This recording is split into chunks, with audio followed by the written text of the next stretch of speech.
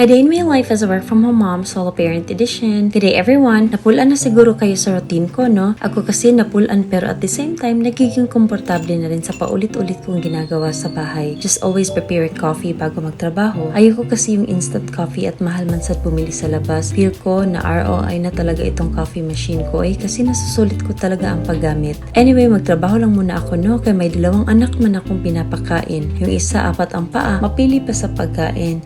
Next time na lang ako mag-share ng meal plan ni Cookie kapag may oras na ako. Gusto ko rin kasi talagang naghahanda ako ng pagkain niya in a week pero hindi siya feasible for me minsan.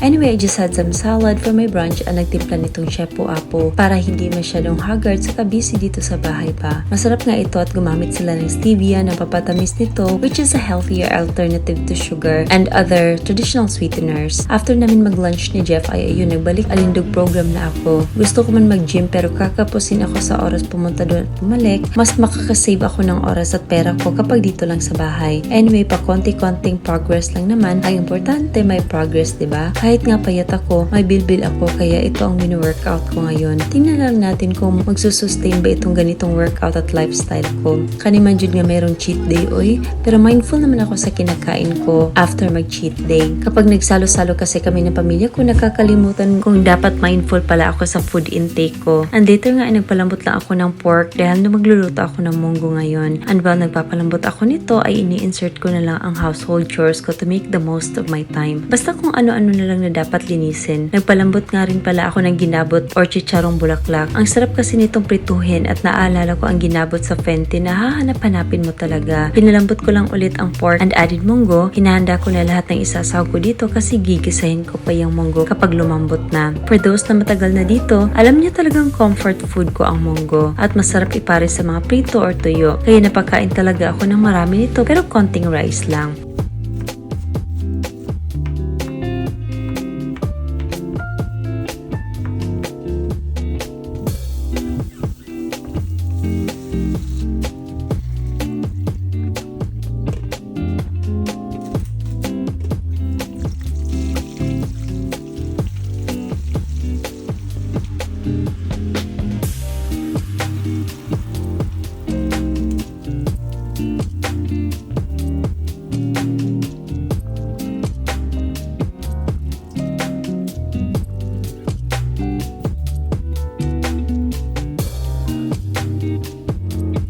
And then sinama ko na rin sa routine ko itong pagtimpla ng hot tea. Total maaga pa naman para matulog kaya magbabasa muna ako ng konting libro and I also drink a beauty white capsule. Next time sa hapon ko na ito iinumin kasi mabuti ito kapag in between or before meals. At saka similar rin sila ng ingredients ng Chef Apo drink so kung gusto nyo yung isang lunukan na lang, ito na lang itry nyo. And there goes my skincare routine na hindi siniskip. I love that I also added serum and essence sa daily routine ko though nagawa ko na yan before but I had a terrible breakout so slowly incorporate ko siya ngayon para hindi mabigla ang mukha ko. And there goes the day na natapos na naman sa pagtuyok-tuyok sa bahay. Thank you so much for watching. Bye!